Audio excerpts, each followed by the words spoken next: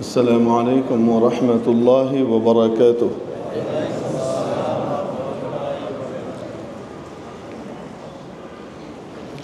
الحمد لله وكفى وسلام على عباده الذين اصطفى أما بعد. قابل صد احترام حضرات علماء کرام, আজিজ তালাবা, সর্বস্তরের ধর্মপ্রাণ ধর্মভীরু মুসল্লিয়ান আযম, আল্লাহ জাল্লা শানুহু আম্মা নওয়ালুহু আমাদেরকে তার মহান ঘরে হাজিরি দেবার তৌফিক দান করেছেন। শুকর আদায় করি আলহামদুলিল্লাহ। আমাদের আলোচনা চলছিল যে মানুষ যখন জান্নাতে যাবে তখন তার দুনিয়ার মতো অবস্থা থাকবে না। দুনিয়ার চিন্তা ভাবনা, দুনিয়ার চিন্তা চেতনা, দুনিয়ার আচার ব্যবহার, উঠা বসা, চালচলন ইত্যাদি বেমালুম একদম পরিপূর্ণভাবে বদলে যাবে। ওটা দুনিয়ার মতো থাকবে না।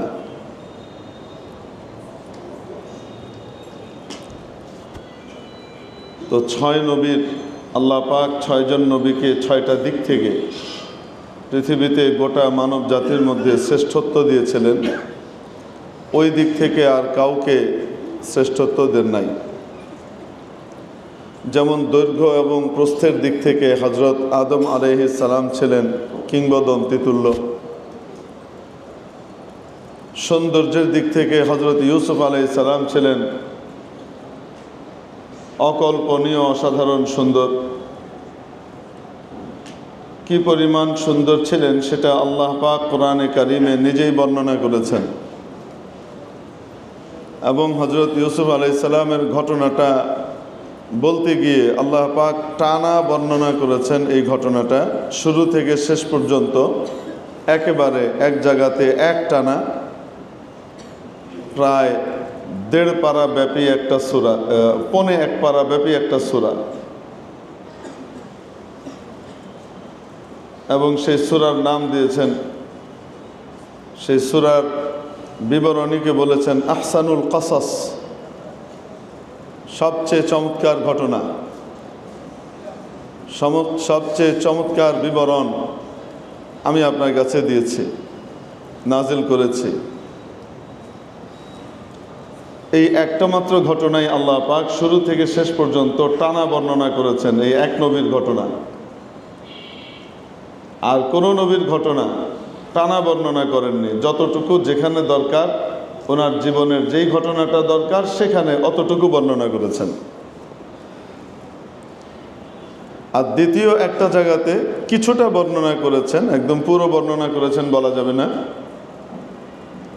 সেটা 20 পারার মধ্যে সূরাতুল কসসে হযরত মুসা আলাইহিস সালামের ঘটনাকে, তার জন্ম থেকে শৈশব থেকে শুরু করে চূড়ান্ত পরিণতি পর্যন্ত মোটামুটি একটা বর্ণনা সেখানে দিয়েছেন।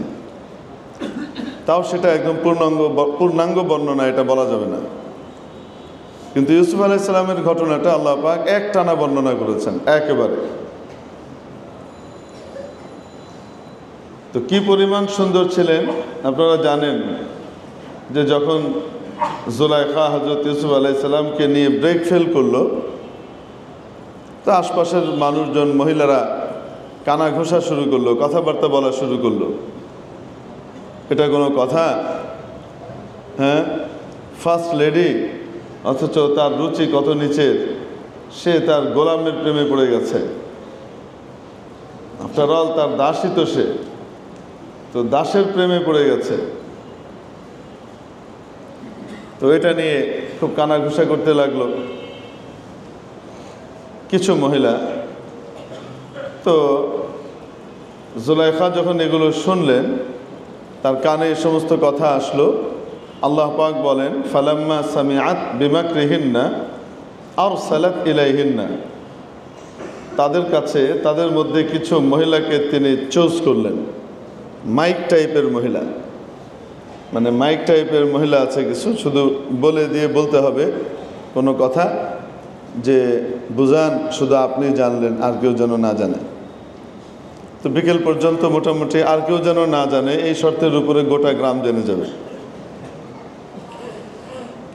তো এটা শুধু মেয়েদের মধ্যেই আছে তা না, অনেক পুরুষও এরকম পেট পাতলা স্বভাবের হয়, আবার অনেক মেয়েও অনেক মজবুত পেটের হয়, সহজে কথা মুখ থেকে বের হয় না, সাধারণত আর কি। তো বেছে টেছে ওরকম কিছু মহিলাকে দাওয়াত করলেন এবং খুব সসম্মানে দাওয়াত করলেন, সম্মান দিয়ে। আরসালাত ইলাইহিন্না, প্রত্যেকের কাছে দুধ পাঠালেন দাওয়াতনামা সহ। ওয়া আ'তাদাত লাহুন্না মুত্তাকা, আর তাদের জন্য খুব রাজকীয় রাজস্বিক গালিচার ব্যবস্থা করলেন, খুব আরামে যেন খুব হেলান দিয়ে আরামে বসতে পারে এইরকম শাহী ব্যবস্থাপনা করলেন। ব্যবস্থাপনাটা কেমন ছিল মনে করেন, ডাইনিং হলটা এরকম লম্বালম্বি, যে আমার এই যে দুইটা পিলার আছে, এই পিলার বরাবর মসজিদের কাঁচ পর্যন্ত মনে করেন, এখান থেকে নেই বরাবর এই পুরোটুকু ডাইনিং হল। দুই পাশে এভাবে বসিয়েছেন, মাঝখানটা ফাঁকা, সার্ভ করবার জন্য ফাঁকা দস্তরখান, দুই পাশে হেলান দিয়ে বসার মতো জায়গা বানিয়েছেন। সবাই বসেছে পরস্পরের দিকে মুখ করে, মাঝখানে ফাঁকা, এ পাশে একটা দরজা, ওই পাশে একটা দরজা। আর জুলাইখা ইউসুফ আলাইহিস সালামকে বলে রেখেছেন, ইউসুফ, একটা বিষয়ে তো তোমাকে উল্টাপাল্টা বলেছি, তুমি সেটা রাখো নাই, অতএব আমি কোনো বৈধ আদেশ দিলে সেটা তো মানবা। যে আম্মা জান, অবশ্যই আপনি যেটা বলবেন, কেন মানবো না। তো তোমার একটা কাজ হলো, এই দরজার বাইরে দাঁড়িয়ে থাকা, যখন আমি তোমাকে ডাকবো তোমার নাম ধরে, তুমি এই দরজা দিয়ে ঢুকে এই ডাইনিং হলটা ক্রস করে ও পারের দরজা দিয়ে বেরিয়ে যাবা, এটা তোমার কাজ, আর কোনো কাজ নেই। এই দায়িত্ব ইউসুফ আলাইহিস সালামকে বুঝিয়ে দিলেন। এদিকে যথাসময়ে সমালোচনা করুক আর যাই করুক, বঙ্গভবনের দাওয়াত পাইছে, গণভবনের দাওয়াত পাইছে, ঠেলে বেড়ে সমালোচনা করতেছে, দাওয়াত খাওয়ার লেগে আবার জিভ দিয়ে লোল ছুঁয়ে, এটার জন্য আবার দৌড় মারে আগে। এরম নজির আগে অনেক দেখা গেছে, এখনো দেখা যায়, এই জন্য বললাম আর কি। তো সমালোচনা করুক আর যাই করুক, দাওয়াতটা পাইলে আবার ওইটার জন্য আগে আগে যায়।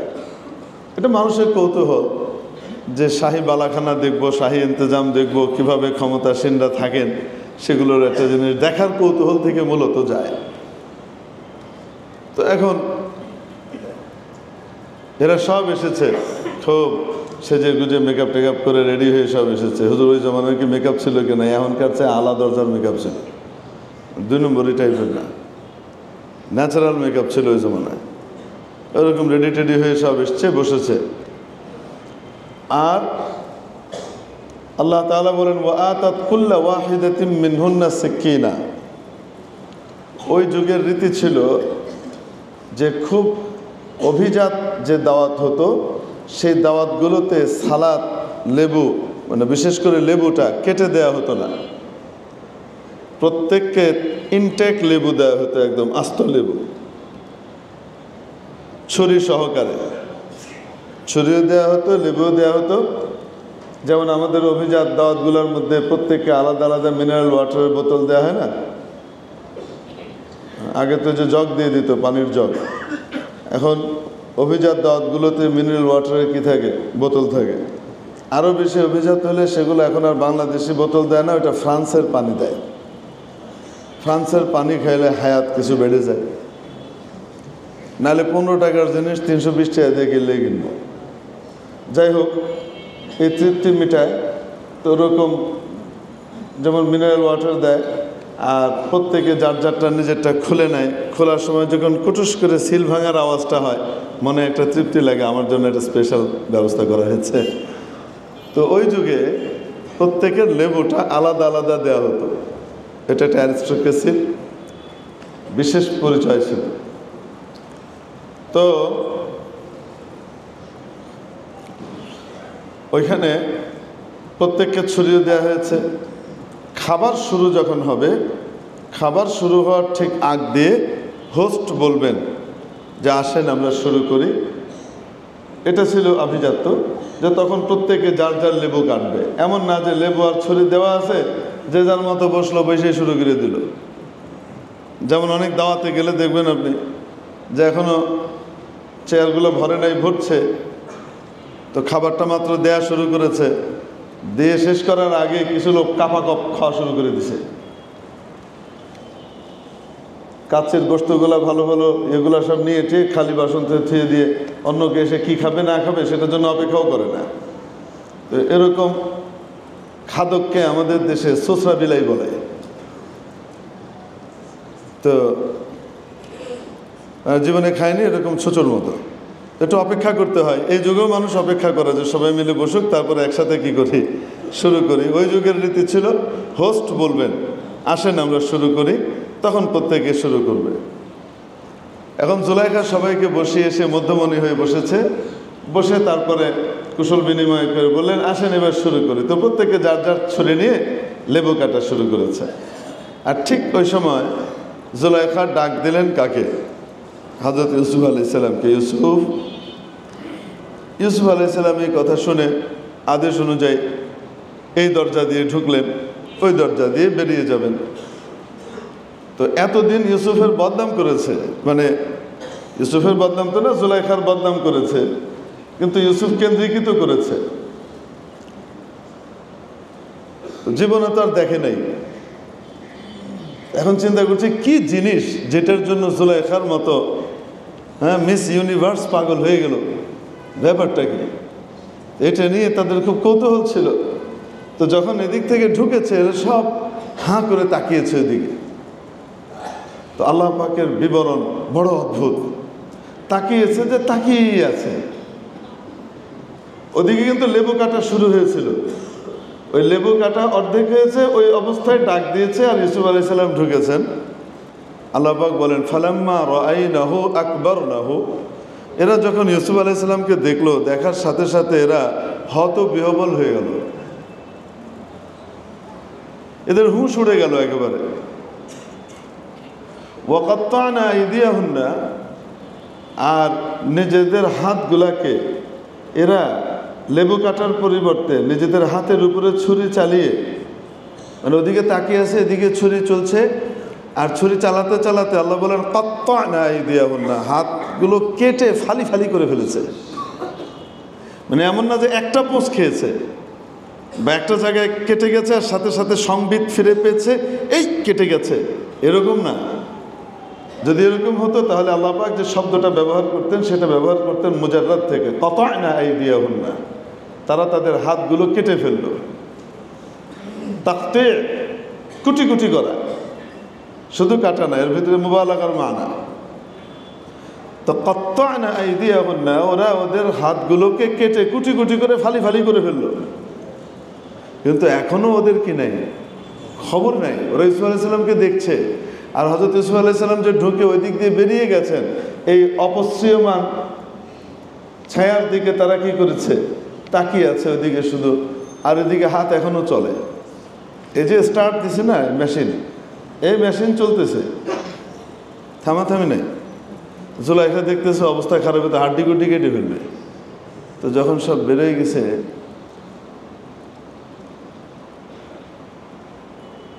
ইউসুফ এখন জুলাইখা জিজ্ঞেস করে কি ব্যাপার, কেমন দেখলেন আপনারা ইউসুফকে? আপনাদের খুব ইউসুফকে দেখার শখ ছিল। আজকের দাওয়াতের বিশেষ আয়োজন এটাই। খাবার তো আপনারা এর চেয়ে ভালো বাইরেও খান, কিন্তু ইউসুফকে তো আর চাইলে দেখতে পারবেন না। এই দেখলেন আর কি, কেমন দেখলেন? আল্লাহ পাক বলেন হাশা লিল্লাহ, সুবহানাল্লাহ।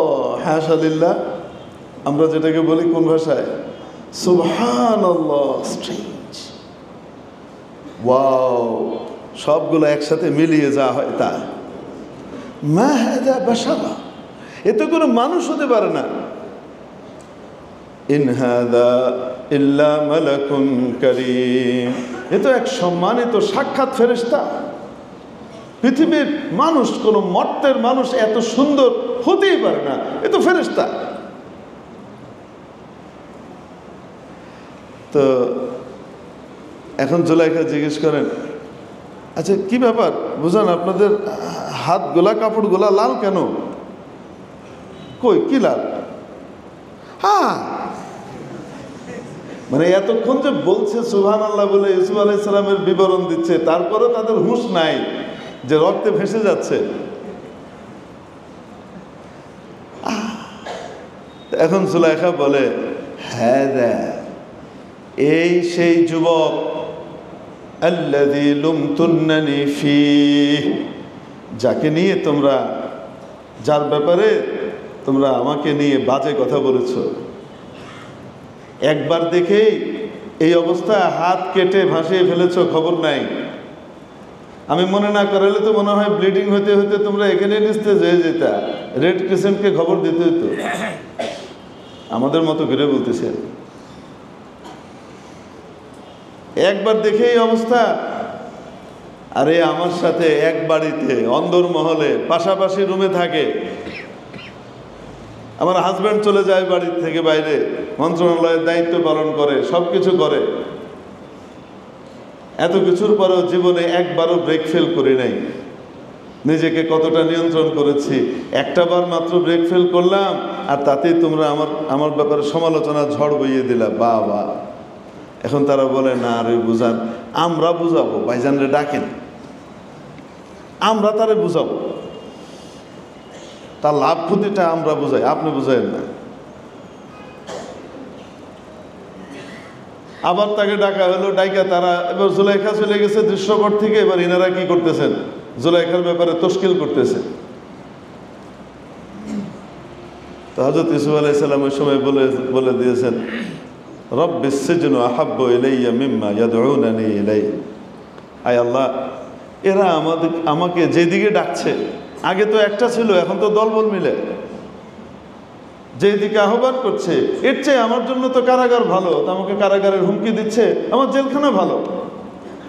কারণ কয়দিন আমি নিজেকে আটকাবো, নিয়ন্ত্রণ করব, কতদিন আমি পরীক্ষা দেব, তার চাইতে আমার কারাগার ভালো। ওয়াইল্লা তাসরিফ আন্নী কাইদাহুন্না আসবু ইলাইহিন্না। ইয়া আল্লাহ, যেভাবে আপনি দয়া করে আমাকে বাঁচিয়ে নিয়েছেন, কারণ জুলাইখার ব্যাপারে, জুলাইখার ভিতরে আকর্ষণ করবার মতো যত গুণ দরকার ছিল সবগুলোই তো বিদ্যমান। সে ওই যুগের শ্রেষ্ঠ সুন্দরী, তার আচার আচরণ, ভদ্রতা ইত্যাদি সব কিছু আভিজাত্য, অনেক উচ্চাঙ্গের, এরকম মানুষই পাওয়া যাবে না। আপনি আমাকে বাঁচিয়ে নিয়েছেন, আমি বেঁচে গেছি আল্লাহ। এরা যে উপর্যুপরি আমাকে এখন দলে দলে দাওয়াত দিচ্ছে, গাস্ত করতেছে, এভাবে যদি চলতে থাকে আর আপনি আমাকে না বাঁচান, তো তাহলে তো আমি এদের দিকে ধাবিত হয়ে যাব, আমার মন তো এদের দিকে ঝুঁকে যাবে। আল্লাহ, এই জন্য আমার জেলখানা ভালো, এই পরিবেশ দরকার নাই আমার। যে শাহী বালাখানায় থাকলে আপনার নাফরমানি করতে হয়, সেই শাহী বালাখানাকে 100 বার বাদ দিতে রাজি আছি আল্লাহ, আপনার সন্তুষ্টি দরকার। এই শাহী বালাখানার চেয়ে জেলখানা ভালো। রব্বিস সিজনু আহাব্বু ইলাইয়া মিম্মা ইয়াদউনানি ইলাইহি। এখন বলেন তো, হযরত ইউসুফ আলাইহিস সালাম কেমন সুন্দর ছিলেন, বিবরণ দেওয়ার কোনো সুযোগ আছে? সাহাবায়ে কেরামও কম যান না। রাসূল পাক সাল্লাল্লাহু আলাইহি সাল্লাম যখন হযরত ইউসুফ আলাইহিস সালামের পুরো সৌন্দর্যের বর্ণনা দিলেন এবং বললেন যে আল্লাহ পাক গোটা পৃথিবীর অর্ধেক সৌন্দর্য ইউসুফকে দিয়ে দিয়েছিলেন, শাতরুম মিনাল হুসন, আর বাকি অর্ধেক সৌন্দর্য সবাইকে ভাগ করে দিয়ে দিয়েছেন। আদম আলাইহিস সালাম থেকে নিয়ে শুরু করে কিয়ামত পর্যন্ত সবার ভিতরে ভাগ করে দিয়েছেন। আর শুভ্রতা বাকি অর্ধেকটা একা ইউসুফকে দিয়ে দিয়েছেন। এবার কেমন সুন্দর হতে পারে? তো সাহাবীরা জিজ্ঞেস করছেন, ইয়া রাসূলুল্লাহ, কে বেশি সুন্দর ছিলেন, হযরত ইউসুফ না আপনি? কারণ শানিদা কাই বাওয়াদ মানিন দে দিদা তোরা দিদা ওয়া ইউসুফরা শানিদা। চোখের দেখা জিনিস আর কানের শোনা জিনিস দুটোর ভিতরে কখনোই ঐক্য হতে পারে না, এক সমান হতে পারে না দুইটা। যেটা চোখে দেখে মানুষ, সেটার গুরুত্ব তার কাছে বেশি থাকে, সেটা বুঝে বেশি। যেটা কানে শুনে, সেটা যত বেশি হোক না কেন বোধগম্য হওয়া সম্ভব না। তোরা দিদা ওয়া ইউসুফ রাশানিদা। আপনাকে তো নিজের চোখে দেখেছি আপনার সৌন্দর্য। ইউসুফ আলাইহিস সালামটা শুনছি, যতই শুনি না কেন আমাদের কাছে তো মনে হচ্ছে আপনিই বেশি সুন্দর। ইয়া রাসূলুল্লাহ, ইউসুফ আলাইহিস সালামের সৌন্দর্যের ব্যাপারে যে আপনি বর্ণনা দিচ্ছেন সেটা শুনছি, আর আপনাকে নিজের চোখে দেখছি, আপনার সৌন্দর্যটা কেমন। সাহাবীরা বলেন যে রাসূল পাক সাল্লাল্লাহু আলাইহি সাল্লাম বসে থাকতেন পূর্ণিমার চাঁদের রাতে, চাঁদনি রাতে। আমরা একবার চাঁদের দিকে তাকাতাম, একবার নবীজির চেহারা মুবারকের দিকে তাকাতাম, যে কার চেহারার ভিতরে ঔজ্জ্বল্য বেশি, দীপ্তি বেশি। ওয়াল্লাহ, খোদার কসম, আমরা নবীজিকে চাঁদের চেয়ে অনেক বেশি সুন্দর পেতাম। আম্মা জান আয়েশা সিদ্দিকা রাদিয়াল্লাহু তাআলা আনহার ঘরে তেল ছিল না বাতি জ্বালানোর। কাজ করছিলেন, এর ভিতরে সূচটা অন্ধকারে কাজ করছিলেন, সূচ হাত থেকে পড়ে গেছে, এখন এই সূচ খুঁজে পাচ্ছে না। তিনি বলেন অপেক্ষা করছিলাম, নবীজি তো তাশরিফ আনার সময় হয়ে এসেছে, নবীজি আসলেই আমি কি করে নেব, সূচ খুঁজে নেব। উনি বলেন নবীজি সাল্লাল্লাহু আলাইহি ওয়াসাল্লাম ঘরে ঢোকার সাথে সাথে এমন দীপ্তি ছড়িয়ে পড়লো যে আমি নবীজির আলোতে কি করে নিলাম, সূচ বের করে ফেললাম।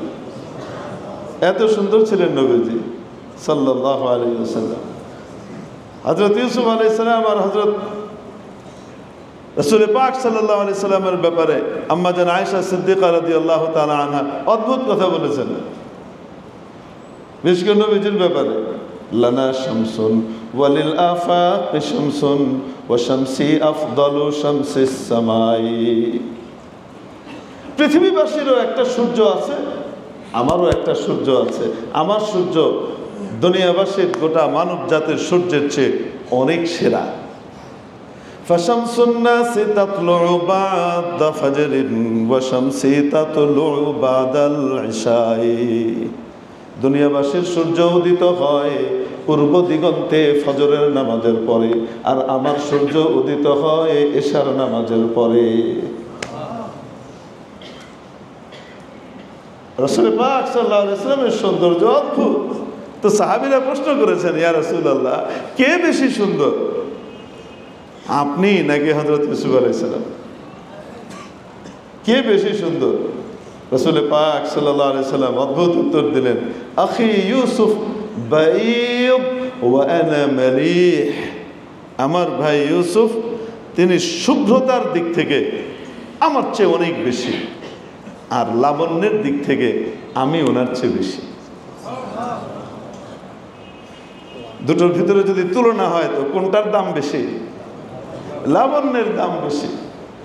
ফেস কাটিং যদি সুন্দর হয় আর তার ভিতরে লাবণ্য থাকে, শ্যামা কালো মানুষের জন্য মানুষ পাগল হয়ে যায়, অনেক ফকফকের দিকেও তাকায় না। ইউসুফ আলাইহিস সালামের চেহারা কাটিং খারাপ ছিল তা না, অনেক সুন্দর ছিল। আল্লাহ পাক তো ওনাকে কিংবদন্তি বানিয়েছেন, এটা অতুলনীয় বানিয়েছেন। তো শুভ্রতার দিক থেকে আমার ভাই ইউসুফ আমার চেয়ে অনেক বেশি, আর লাবণ্যের দিক থেকে আমি আমার ভাই ইউসুফের চেয়ে বেশি। নবীজি উত্তর দিয়ে দিয়েছেন। তো জান্নাতে যদি কোয়ালিফাইড হতে পারি না, তাহলে প্রত্যেককে আল্লাহ পাক এরকম সৌন্দর্য দিয়ে দিবেন। প্রত্যেকে ইউসুফ আলাইহিস সালামের মতো সুন্দর হবে। শুধুমাত্র আপনাদের হুর ওনাদের 72 পরত কাপড়ের বাহির থেকে তাদের রক্ত চলাচল ছুটাছুটি দেখা যাবে, আর আমরা হব কালা ভুসুঙ্গা, খায়া দেয় কাম নাই, ওই বুয়াম করে পছন্দ করব? তো আল্লাহ পাক ওরকমই বানাবেন আমাদেরকে, দেখতে শুনতে ওরকম বানিয়ে দিবেন ইনশাআল্লাহ। এজন্য কোনোভাবে জান্নাতে ঢোকা যায় কিনা, আল্লাহ পাককে খুশি করে ফেলা যায় কিনা, এইটা চেষ্টা করা দরকার, যে আল্লাহ পাককে কিভাবে খুশি করা যায় আর জান্নাতে কিভাবে যাওয়া যায়। কি ইট পাথরের পিছনে পড়ে রয়েছে, এক বাড়ি ভেঙে গেছে, কেউ উল্লাস করতেছে, কেউ কাঁদতেছে, অদ্ভুত কারবার। আরে হাজার হাজার মানুষ মরে গেল, সেগুলোর চেয়ে ইট পাথরের জন্য কান্নাকাটি বেশি। এই বিবেক নিয়ে দুনিয়াতে চললে তো মানুষ কেন, ফেরেশতারাও কেউ, এটা তো মানুষ না, আসলে অমানুষ। তার কাছে মানুষের প্রাণের চেয়ে ইট পাথরের দাম বেশি। অবশ্যই ইট পাথরের সাথে স্মৃতি জড়িত থাকলে মনের একটা টান, মায়া, ভালোবাসা, আন্তরিকতা, এটা একটা অন্য জিনিস, এটা ভিন্ন জিনিস থাকেই। কিন্তু আফটার অল সারা দুনিয়া একদিকে আর একজন মানুষের প্রাণ আরেক দিকে। এটা মানবতা, মনুষ্যত্ব। আল্লাহ পাক আমাদেরকে সঠিক বিচার বিবেচনা দান করুন এবং উভয় ক্ষেত্রে মধ্যপন্থা অবলম্বনের তৌফিক দান করুন। ভালোবাসার আধিক্যে মানুষের চেয়ে ইট পাথরের দাম বেড়ে গেল, এটা যেন না হয়, তাহলে আমি অমানুষের কাতারে চলে যাব। আবার অনেক মানুষের মনের টান আছে, সেই টানের উপর দিয়ে বুলডোজার চালিয়ে দেওয়া, ওইটার ব্যাপারে যেন উল্লাসও না হয়। হ্যাঁ, যতটুকু না হইলেই না, অতটুকুই শুধু, এর চেয়ে বেশি না, এতটুকুই ফিকির করা। মধ্যপন্থা সবসময় ভালো। আল্লাহ পাক আমাদেরকে সর্বাবস্থায় আমাদের রাগ, গুসা এবং আনন্দ, আহ্লাদ, ভালোবাসা এই সবগুলোকে নিয়ন্ত্রণের ভিতরে রাখবার তৌফিক দান করেন। আমিন। মাশাআল্লাহ, জাযাকুমুল্লাহ খায়রান। তো বলছিলাম, জান্নাতে ঢুকতে পারলে একবার আল্লাহ পাক এরকম সৌন্দর্য দিয়ে দিবেন। খুবই সুন্দর হইলাম, খুবই চমৎকার হলো। বেগম সাহেবকে একটু গান টান শোনাইবার মন চায় না, একটু গজল শোনাইবার মন চায়, একটু কিছু, কিন্তু কণ্ঠটা এমন, একটা টান দিলে ইকবাল রোডের কুত্তা সবগুলো একটা পুকুর খুঁজে ওইটার ভিতরে গিয়ে লাফ মারে আত্মহত্যা করার জন্য। মনটাই খারাপ হয়ে যায়। সৌন্দর্যও আছে, ফিটনেসও কি সুন্দর, সব কিছু থাকার সত্ত্বেও একটু গলার আওয়াজের কারণে কথা বলতে মন চায় না। ফ্যাঁস ফ্যাঁসে মনে হয় যেন কয়েকটা ব্যাংক, কোলা ব্যাংক গলার ভিতরে ঢুকে গেছে, ঠেঠেরিয়া খান। তো এই পেরেশানিও জান্নাতীদের থাকবে না। আল্লাহ পাক দুনিয়াতে একজন নবীকে তৈরি করেছিলেন, হযরত দাউদ আলাইহিস সালাম। গোটা পৃথিবীর সুর লহরের সবটুকুই যেন আল্লাহ পাক ওনাকে দিয়ে দিয়েছিলেন। এত সুন্দর কণ্ঠ ছিল। আল্লাহ পাক বলেন, ওয়াসাখখারনা, আমি তার অনুগত করে দিয়েছিলাম পাখিগুলাকে, পাহাড়গুলাকে। দাউদ যখন নাকি জাবুর তেলাওয়াত শুরু করতেন, আল্লাহর কিতাব, তার সুললিত কণ্ঠের এই তেলাওয়াত শুনে পাখিরা উড়া বন্ধ করে ডানা জড়ো করে এসে চুপ করে বসে তন্ময় হয়ে শুনতে থাকত। যদি নদীর পাড়ে তেলাওয়াত করতেন, নদী সাগরের তাবৎ মৎস্যকুল, প্রাণীকুল এসে মুখ ভাসিয়ে এভাবে চুপ করে হযরত দাউদের তেলাওয়াত শুনত। তেলাওয়াত করতে করতে করতে করতে ওনার সুর লহরী এত অদ্ভুত ছিল। তেলাওয়াত করতে করতে যখন আল্লাহ পাকের মহব্বত আর ভালোবাসায় মৃদুভাবে দুলতে থাকতেন, দেখবেন আপনারা যখন কোরআন তেলাওয়াত করবেন, কোরআন তেলাওয়াত করলে দেখবেন কেমন যেন অটোমেটিক্যালি একটি দুলুনি চলে আসে শরীরে, আসে না? এটা মহব্বতের দুলুনি। আল্লাহ পাকের ভালোবাসা অটোমেটিক্যালি তাকে নাড়াতে থাকে, দুলাতে থাকে, ঝুমাতে থাকে। তো যখন উনি দুলতে থাকতেন, ওনার দুলুনির সাথে সাথে আশপাশের পাহাড় পর্বতগুলো ঠিক ওই তালে এভাবে দুলতে থাকতো। এত অদ্ভুত সুর দিয়েছিলেন আল্লাহ পাক। শুনতে চান দাউদ আলাইহিস সালামের সুর? জান্নাতে গেলে ওইখানে আল্লাহ পাকের দিদারের যে মজলিস হবে, সেই মজলিসে আল্লাহ পাক নিজের দিদার যখন দিবেন, আমাদেরকে দেখবার সুযোগ দিবেন, যে আল্লাহকে দেখি নাই কোনোদিন, চর্মচক্ষে দেখা সম্ভব নয়। লা তুদরিকুহুল আবসার ওয়া হুয়া ইউদরিকুল আবসার ওয়া হুয়াল লাতীফুল খবীর। চর্মচক্ষে দেখা সম্ভব না। যদি সম্ভব হতো তাহলে মুসা আলাইহিস সালাম চিৎপাটাং হয়ে পড়ে যেতেন না, বেহুশ হয়ে। আগ্রহ করেছিলেন, ইয়া আল্লাহ, কথা যদি বলতে পারি আপনার সাথে, দেখতে পারবো না কেন? আপনার সাথে, আপনি তো কারোর সাথে কথা বলেন নাই দুনিয়াতে, একমাত্র আমার সাথে কথা বলেছেন। তো তাহলে দেখতে চাই আল্লাহ, রব্বে আরিনি, আল্লাহ একটু দেখিয়ে দেন না, আপনার একটু দর্শন দেন, আমি একটু দেখতে চাই। পাগল হয়ে গেছে, না দেখে পারতেছি না, একটু দেখি। আল্লাহ পাক বলেন, পারবা না মুসা, পারবা না, আমাকে দেখতে পারবা না, এখানে দেখার সুযোগ নাই। আল্লাহ, পারবো না কেন? আমি তো স্ট্রং ম্যান, অন্য কেউ তো আপনার সাথে কথা বলতে পারে না সরাসরি, আমি যেহেতু শুনতে পারি তাই আমি এটাও পারবো না, ছোট বান্দা। তো আল্লাহ পাক বলতেছেন, আচ্ছা ঠিক আছে, এক কাজ করো, তুমি ওই পাহাড়টার দিকে তাকাও, আমি ওই পাহাড়ের উপরে আমার তাজাল্লি দিব সামান্য। আল্লাহ পাকের তাজাল্লির বাইরে যে ৭০,০০০ পর্দা আছে, সেই পর্দার ভেতর থেকে মাত্র একটা পর্দা সরিয়েছেন, একটা পর্দা সরিয়েছেন তুরের দিক থেকে। আর ওই আল্লাহ পাকের যে ঝলক এসে পড়েছে পাহাড়ের উপরে, এই পাহাড় জ্বলে পুড়ে সুরমা হয়ে তিন টুকরা হয়ে তিন দেশে গিয়ে পড়েছে। আল্লাহ পাক বলেন, এদিকে মুসার অবস্থা কি? মুসা তো এক ঝলকে শেষ, শীতে বেহুশ হয়ে বেড়ে গেছে। এরপরে যখন হুঁশ ফিরেছে তখন বলে, আল্লাহ আসলে অসম্ভব, পারবো না। তো কিয়ামতের দিন জান্নাতে যদি যেতে পারি, আল্লাহ পাক জান্নাতের নাজ নেয়ামত তো সবই দিবেন। বিশাল নিয়ামত যেটা দিবেন সেটা হলো দিদারে ইলাহি, আল্লাহকে দেখা। যারা আল্লাহকে দেখতে চায়, হারাম দিকে চোখ দিও না, হারাম দিকে চোখ দিও না। গায়রতের ব্যাপার, যে চোখ দিয়ে মাহবুবে হাকিকি মাওলাকে দেখবা, সেই চোখকে অন্য জায়গায় নষ্ট করো না। আল্লাহ পাক আমাদের চোখকে হেফাজত করা তৌফিক দান করে না। আল্লাহ পাকের দিদারের মজলিস হবে। সমস্ত জান্নাতীদের জন্য আলিশান বসবার ব্যবস্থা হবে, স্তর হিসেবে দামি সোফা থাকবে। সেই গালিচা কেমন থাকবে আল্লাহই ভালো জানেন। সামনে বিশাল স্টেজ, সেই স্টেজের মধ্যে ১.৫ লক্ষ স্পেশাল সিংহাসন রাখা থাকবে এবং তার মধ্যে একজনের সিংহাসন সবচেয়ে বড় হবে, সবচেয়ে জৌলুসপূর্ণ হবে। জান্নাতীদের ভিতরেও মানে এই যে ১.৫ লক্ষ যারা স্টেজে থাকবেন, এনারা সব নবী রাসূল, আর এনাদের সভাপতি হিসেবে সভাপতির আসন অলঙ্কৃত করবেন সরওয়ারে কায়নাত নবীজি মুহাম্মদুর রাসূলুল্লাহ সাল্লাল্লাহু আলাইহি ওয়াসাল্লাম। অনুষ্ঠান শুরু হবে। অনুষ্ঠান শুরু হবে কিভাবে শুরু হবে? আমরা দুনিয়াতে কোরআন তেলাওয়াতের মাধ্যমে শুরু করি না? বড় গুরুত্বপূর্ণ কোনো অনুষ্ঠান, সংসদের প্রথম অধিবেশনটা কোরআন শরীফ তেলাওয়াতের মাধ্যমে বিশেষভাবে শুরু হয় না? একটা কিছু তো আসমানি কিতাব দিয়ে শুরু হয়।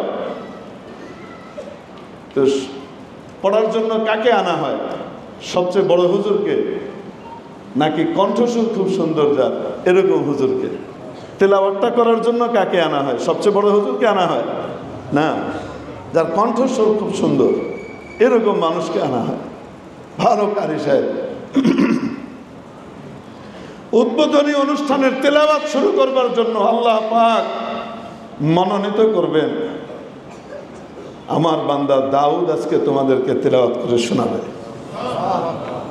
আমি কেমন কণ্ঠ দিতে পারি দেখো, তৈরি করতে পারি দেখো। হযরত দাউদ আলাইহিস সালাম যখন জবুর তেলাওয়াত শুরু করবেন, জান্নাতীরা পাগল হয়ে যাবে একেবারে। এত সুন্দর সুর হতে পারে। হযরত দাউদের তেলাওয়াত শেষ হওয়ার পরে আল্লাহ পাক অনুরোধ করবেন নবীজি মুহাম্মদুর রাসূলুল্লাহ সাল্লাল্লাহু আলাইহি সাল্লামকে, প্যারা হাবিব, আপনার উপরে নাজিলকৃত কোরআন থেকে আপনি একটু পড়ে শোনান। সভাপতি সাহেব এবার তেলাওয়াত করবেন, নবীজি সাল্লাল্লাহু আলাইহি সাল্লাম তেলাওয়াত করবেন সূরা ইয়াসিন। ইয়াসিন নবীজি সাল্লাল্লাহু আলাইহি সাল্লামের নাম। নবীজির তেলাওয়াত যখন শুরু হবে তখন অবর্ণনীয় অবস্থা হবে। নবীদের মধ্যে অবস্থা অন্যরকম হয়ে যাবে নবীজির তেলাওয়াত শোনার পরে। সব তেলাওয়াত শেষ হওয়ার পরে মাওলায়ে পাক কোরআনে কারীম থেকে তেলাওয়াত করবেন সূরাতুর রহমান। আল্লাহ পাক যখন তেলাওয়াত শুরু করবেন, আল্লাহর নিজের বাণী তেলাওয়াত করবেন, এক আয়াত পড়বেন, সমস্ত মানুষ কাটা মুরগির মতো ছটফট করে মহব্বতে বেহুশ হয়ে থাকবে। 40 বছর পার হয়ে যাবে, হুঁশ আসবে না। এমন মহব্বতের অবস্থা সেদিন তৈরি হবে। তো জান্নাতে যদি যেতে পারি, আল্লাহ পাক আমাদেরকে হযরত দাউদ আলাইহিস সালামের মতো কণ্ঠ দান করবেন ইনশাআল্লাহ। সব কিছুই তো হলো, যৌবন যদি ভাটা পড়ে যায়, যদি বার্ধক্য চলে আসে, তো তাহলে ওই জান্নাত যত দিন যাবে তত বেশি তো কষ্টের দিন হবে। তো আল্লাহ পাক হযরত ঈসা আলাইহিস সালামের মতো যৌবন দান করবেন। আল্লাহ পাক হযরত ঈসা আলাইহিস সালামকে যেমন 33 বছর বয়সে দুনিয়া থেকে আসমানে উঠিয়ে নিয়েছিলেন, ওরকম যৌবন আল্লাহ দিয়ে দিবেন। এই যৌবনে কোনোদিন আর ভাটা পড়বে না, কোনোদিন ভাটা পড়বে না। দুনিয়ার যৌবন তো শেষ হয়ে যায়, যখন চলে যায় তখন বুঝে আসে কত বড় নিয়ামত হারিয়েছি। থাকা অবস্থায় বুঝে আসে না। এজন্য যৌবনের কদর করা, যারা যৌবনকে কদর করে এবং যৌবনের হেফাজত করে, আল্লাহর গুনাহের কাজে নিজের যৌবনকে ব্যবহার না করে। রাসূল পাক সাল্লাল্লাহু আলাইহি সাল্লাম বলেন, আল্লাহ পাক এটাতে এত বেশি পছন্দ করেন যে ব্যক্তি তার 2 রানের মধ্যবর্তী জায়গা এবং 2 চোয়ালের মধ্যবর্তী জায়গার হেফাজত করে দেখিয়ে দেবে যে এটার অপব্যবহার হবে না, এতটুকু গ্যারান্টি দিবে, আমি আল্লাহ, আমি রসুল তার জান্নাতের গ্যারান্টর হয়ে গেলাম, তার জান্নাতের গ্যারান্টি আমি দিচ্ছি। এত পছন্দ করেন। এজন্য যৌবনের হেফাজত করা প্রত্যেকেই বিশেষভাবে। আর কি দিবেন? সুলাইমান আলাইহিস সালামের মতো বাদশাহী দিবেন। সুলাইমান আলাইহিস সালামের বাদশাহী কেমন ছিল? পিঁপড়ে, পাখি, মাছ, জানোয়ার, হায়ওয়ান সব ওনার কথা বুঝতো এবং উনিও তাদের ভাষা বুঝতেন। জিনরা সহকারে হযরত ইউসুফ আলাইহিস সালাম, সুলাইমান আলাইহিস সালামের অধীনে ছিলেন। বড় বড় দুষ্ট জিন, এগুলোকে একেবারে জেলখানায় পুরে দিতেন শায়েস্তা করে, হাঁড়ির ভিতরে ভরে, মটকার ভিতরে, কলসির ভিতরে ভরে সিল মেরে। মানে হাতের যে আংটি ছিল এটা বড় অদ্ভুত তালা, এই সিল ভাঙা যেত না। এরকম করে কোনো জায়গায় সিল মেরে দিয়েছেন, ওখান থেকে জিনের বের হওয়ার আর কোনো ক্ষমতা নাই, একদম সেই সাগরের ভিতরে ফেলে দিতেন, যা বেতমেজি করছিস থাক এখানে আজীবন। এইরকম থরথর করে কাঁপত। যখন বাইতুল মাকদিস নির্মাণ শুরু করেন, মসজিদুল আকসা, যে আমি নির্মাণ করব সুন্দর করে আল্লাহর এই ঘরটাকে, চমৎকারভাবে যখন নির্মাণ শুরু করেছেন, এ নির্মাণ কাকে দিয়ে করাবেন? এখনকার রূপ যেটা সেটা না, তখনকার রূপ তো অসাধারণ ছিল, হযরত সুলাইমান আলাইহিস সালামের বানানো, এবং 100 বছর পার হয়ে গেছে। জিনদেরকে দিয়েছেন নির্মাণের দায়িত্ব, ভারী ভারী পাথর উঠাইতে হবে, এটা ওটা উঠাইতে হবে। তো মানুষ কোত্থেকে উঠাবে? জিনদেরকে দায়িত্ব দিয়েছেন, এগুলা উঠাও, নির্মাণ করো। এরা নির্মাণ করত। আর এরা যেন ফাঁকি না দিতে পারে কাজে, হাতের ছড়ি নিয়ে উনি দাঁড়িয়েছিলেন, আল্লাহ পাকের তাসবিহ পাঠ করতেছেন দাঁড়িয়ে দাঁড়িয়ে। শুধু দাঁড়িয়ে আছেন দূরে, অনেক দূরে ওনার বালাখানার ভিতরে উনি এইভাবে ছড়ির ভিতরে, কি বলি আমরা এটাকে, লাঠি বলি না, লাঠির ভিতরে ভর দিয়ে দাঁড়িয়ে আল্লাহর তাসবিহ পড়তেছেন। রূহ নিয়ে চলে গেছে আজরাইল আলাইহিস সালাম কত আগে, ওই অবস্থায় দাঁড়িয়ে আছেন, ওই অবস্থায় দাঁড়িয়ে আছেন। এই দাঁড়িয়ে থাকতে থাকতে ওদিকে জিনরা রাত দিন খেটে কাজ করতেছে, সুলাইমান আলাইহিস সালাম তাকায় দিছে, খবর আছে যদি একটু ফাঁকি দেওয়া হয়। কাজ চলতেছে ধুমছে। মসজিদের কাজ যেদিন শেষ হয়েছে সেদিন সুলাইমান আলাইহিস সালামের লাঠি ভেঙে পড়ে গেছে। মানে ওনার ইন্তেকালের পরে লাঠির মধ্যে ঘুন পোকা ধরেছে। এই ঘুন পোকা ধীরে ধীরে খেতে খেতে, ঘুন পোকা খেতে কি পরিমাণ সময় লাগে, একদিনে খেয়ে ফেলে। খেতে খেতে খেতে খেতে খেতে খেতে ভিতরটা খোকলা করে ফেলেছে, ওজন নিতে পারেনি, লাঠি ভেঙে কি হয়ে গেছে, উনি পড়ে গিয়েছেন। এইবার জিনরা মাথায় হাত দিয়ে বলে, আরে এই কতদিন ধরে বেগার খাটলাম, এই ভয়ে খাটলাম যে ওই সমুদ্রের ভিতরে ফেলাই দিবে, থাপড় দিয়ে কান ফাটাই দিবে, এই ভয়ে কি করলাম, থাকলাম, কবে মেরে গেছে বেড়া, লাঠি খেয়ে গুণ পোকা শেষ করছে। তো আল্লাহ পাক বলেন, এরা বলতো জিনরা গায়েব জানে। আরে পাগলের দল, জিনরা যদি গায়েব জানতো তো তাহলে মুসা, হযরত সুলাইমান আলাইহিস সালামের এই লাঠির ভিতরে যে ঘুম পোকা ধরে খেয়ে ফেলতেছে আর উনি যে চলে গেছেন দুনিয়া থেকে, এই খবরই এদের নাই, এই খবরই এদের নাই। এতদিন পর্যন্ত কি এই যন্ত্রণার ভিতরে কাজ করতো? এরা করতো না। তো সুলাইমান আলাইহিস সালামকে আল্লাহ পাক যেমন বাদশাহী দিয়েছিলেন, ওই রকম বাদশাহী আল্লাহ আমাকে আপনাকে দিয়ে দিলেন। জান্নাতের পাখির কথাও আপনি বুঝবেন। হ্যাঁ, এই পাখি, তোমার সোনালি ডানাটার তলার গোশতটা তো খুব সুন্দর লাগছে। পাখি বলবে, খাবেন? আমার গোশত অনেক টেস্টি। আচ্ছা তাই নাকি? হ্যাঁ। চিন্তা করার সাথে সাথে যেমন মনে করবে ঠিক ওরকম, গ্রিল হইলে গ্রিল, রোস্ট হইলে রোস্ট, ভাজি হইলে ভাজি হয়ে এসে ওর সামনে। জান্নাতের ভিতরে আল্লাহ পাক সুলাইমান আলাইহিস সালামের বাদশাহী দান করবেন। আর কি দিবেন? একজন মানুষের সব আছে, শুধু আচার ব্যবহারটা একটু কেমন যেন। মানুষ বলবে যত কিছুই থাক, আর একজন মানুষের কিছুই নাই, আচার ব্যবহার অত্যন্ত সুন্দর, মানুষ বলবে এরকম মানুষ আর হয় না। দেখতে কালো হলে কি হবে, জগতের আলো, এত সুন্দর আচার ব্যবহার, বলে কি বলে না? মুহাম্মদ সাল্লাল্লাহু আলাইহি ওয়াসাল্লামের মতো আখলাক আল্লাহ দান করবেন, আখলাকে মুহাম্মাদিয়া দান করবেন। নবীজির চাইতে শ্রেষ্ঠ আখলাক আর কারো কোনোদিন হয় নাই, কোনোদিন হবে না। জান্নাতে যেতে পারলে ইনশাআল্লাহ নবীজির আখলাক আল্লাহ আমাদেরকে দিয়ে দিবেন। এই যে সবগুলা দিবেন, তো বলেন তো দেখি, আল্লাহ পাক যে জিনিস দিবেন সেটা কি সাধারণ জিনিস দিবেন, না সবগুলা দিক থেকে সেরার সেরাটা দিবেন? তো মানুষের রুচিটা তখন কি হবে, পচা রুচির হবে না সেরা রুচি হবে? তো পুরুষের রুচিও যেমন সেরা হবে, নারীর নারীত্বের রুচিটাও আল্লাহ সেরা দিবেন। আর পৃথিবীতে কোনো উন্নত রুচির মেয়ে 12 ভাতারি হয় না। সহজ বাংলায় বলে দিলাম, দুনিয়াতে কোনো উন্নত রুচির মেয়ে যার সে এক স্বামী পাওয়ার পরে স্বামীর সাথে তার যে মহব্বত হয়, এদিক থেকে সারা পৃথিবীর সব কিছু চলে আসলেও সে অন্যদিকে নজর দিবে না, এক জায়গাতেই তার মহব্বত ভালোবাসা কেন্দ্রীভূত থাকে। অবাস্তব না বাস্তব? ইভেন তার স্বামী দুনিয়া থেকে চলে গেছে, যৌবন বয়সে চলে গেছে, সারা জীবন সে বিয়ে করে না তার স্বামীর মহব্বতে। একজনের সাথে দিছি বাস, আর না বাস হয়েছে।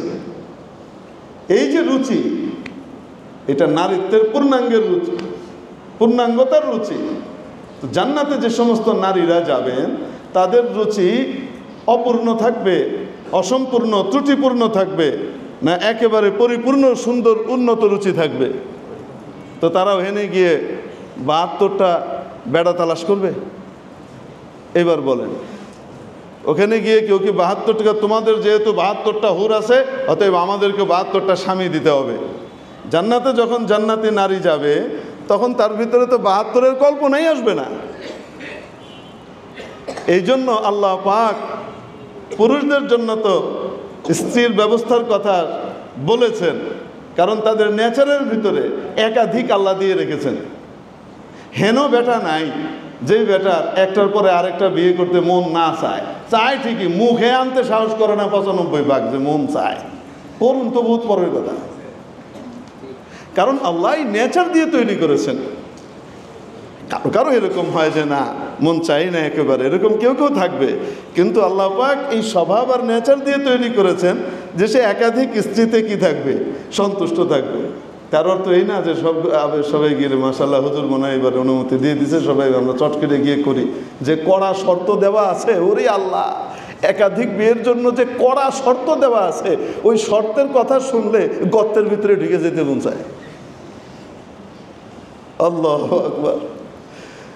এই জন্য অনুমতি দেওয়া আছে, তার অর্থ এই নয় যে উৎসাহিত করা হয়েছে। উৎসাহ তো একজনের উপরেই কি করা হয়েছে, বিশেষ প্রয়োজনে, ভিন্ন ব্যাপার। মেরে মুহতারাম দোস্ত, এই জন্য কোনো নারী জান্নাতে যাওয়ার পরে একাধিক স্বামীর কল্পনাই করবে না। কেউ এরকম কল্পনা করলে তার জন্য ওইটা ডিসক্রেডিট হিসেবে দেখা দিবে। জান্নাতে কারো কাছে কোনো ডিসক্রেডিট হওয়ার মতো বিষয় থাকবে না।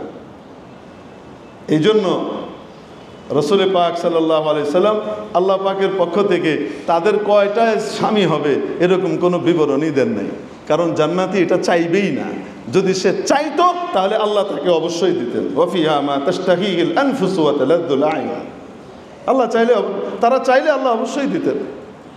তো মেরে মুহতারাম দোস্ত, এইভাবে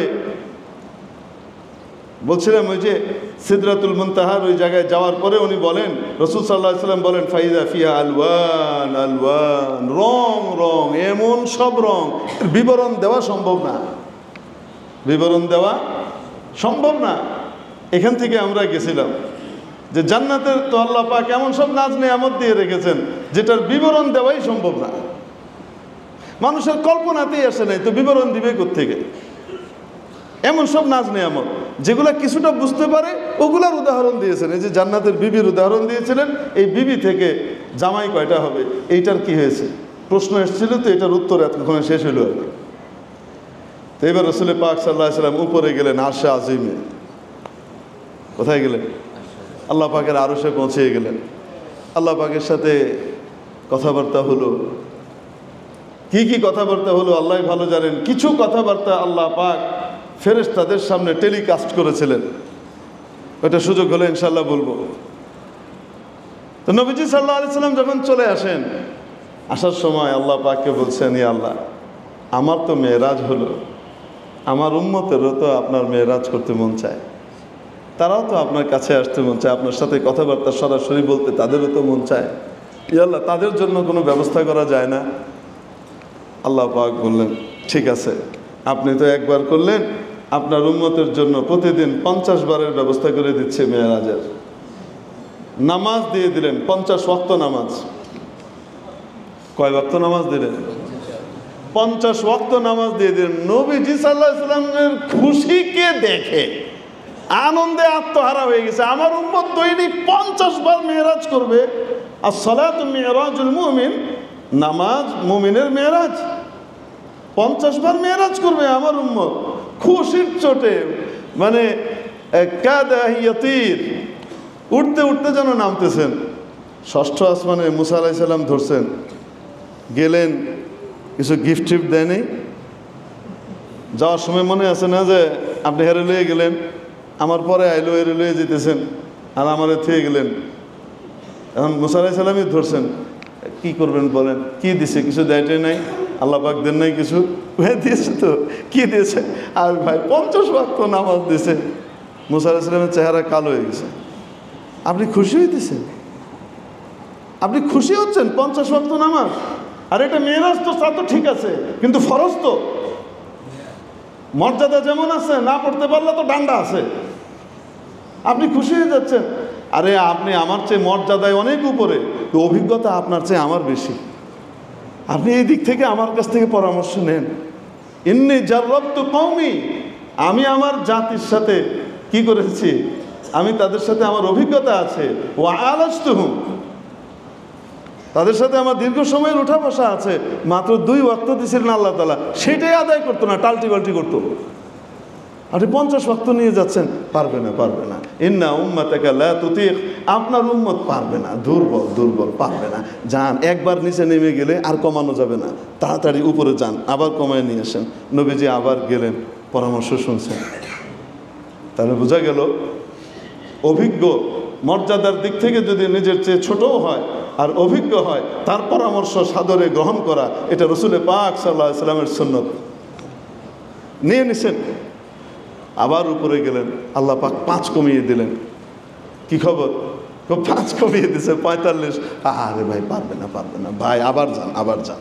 নবীজি আবার গেছেন, আবার 5 কমিয়েছেন। এইভাবে 9 বার মুসা আলাইহিস সালাম রিটার্ন পাঠিয়েছেন। মুসা আলাইহিস সালামের জন্য দোয়া করা দরকার। বাইরে জানি না, আমাদের ইমামদের তো জান শেষ হয়ে যেত, আপনারা যাই করেন না করেন, 5 ওয়াক্তই ছুটি পাওয়া যায় না, কোনো একটা জায়গায় যাওয়া যায় না। আল্লাহ আল্লাহ, ব্যবসা বাণিজ্য আর করুন লাগতো না। 9 বারে কত কমিয়েছেন? 45 কমিয়ে আল্লাহ পাক বললেন, মুহাম্মদ, এই 5 দিলাম, আপনার উম্মতকে দিয়েন, যদি 5ই আদায় করে 50টার সওয়াব দিয়ে দিন। ফুল 50-এর স্যাংশন হবে, আপনি শুধু 5টা আদায় করতে পারেন। করবো তো ইনশাআল্লাহ। এটা আরশের হাদিয়া, এটা আরশ থেকে আসা তোহফা, 5 ওয়াক্ত নামাজ। ইমানদার যদি বুঝতো এটা কত দামি, সারা দুনিয়ার সব কিছুকে লাথি মেরে আজানের জন্য পাগল হয়ে থাকতো আর মসজিদে ধাবিত হয়ে চলে আসতো। আল্লাহ পাক আমাদেরকে 5 ওয়াক্ত নামাজ ঠিক মতো আদায় করবার তৌফিক দান করেন। মুসা আলাইহিস সালাম আবার ধরলেন, ভাই কি অবস্থা? 5 আছে। ভাই পারবে না, পারবে না, আবার যান। রাসূল সাল্লাল্লাহু আলাইহি ওয়াসাল্লাম বলেন, না আস্তাহি, আমার লজ্জা করতেছে, প্রত্যেকবার গেছি 5 কিলো কমাইছে, এবার যদি যাই 0 মেরে দিলে কি করব? খাইলে হাতে যেমন লাগবে।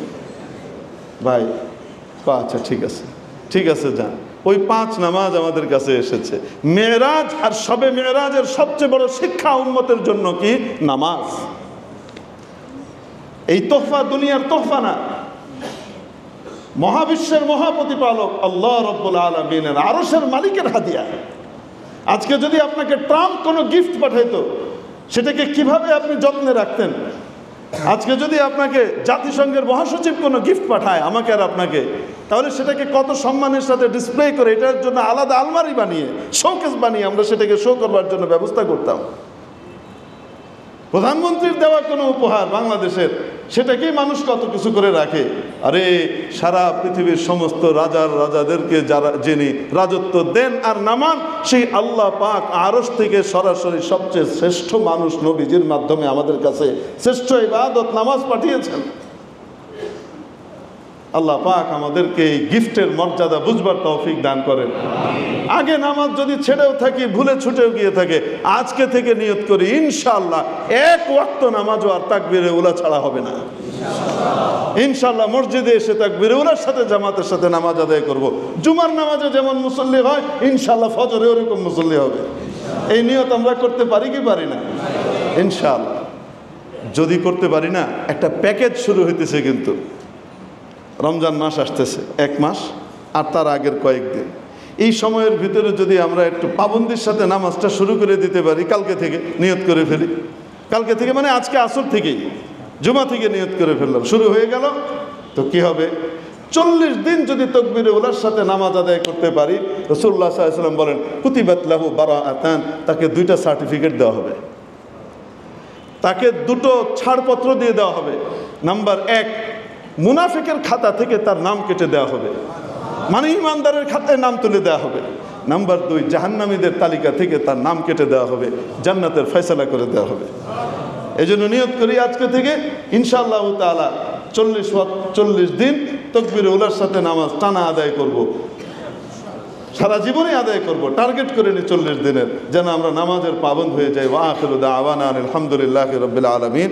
4 রাকাত ক্বাবলা জুমআহ সুন্নাত আদায় করে নিই।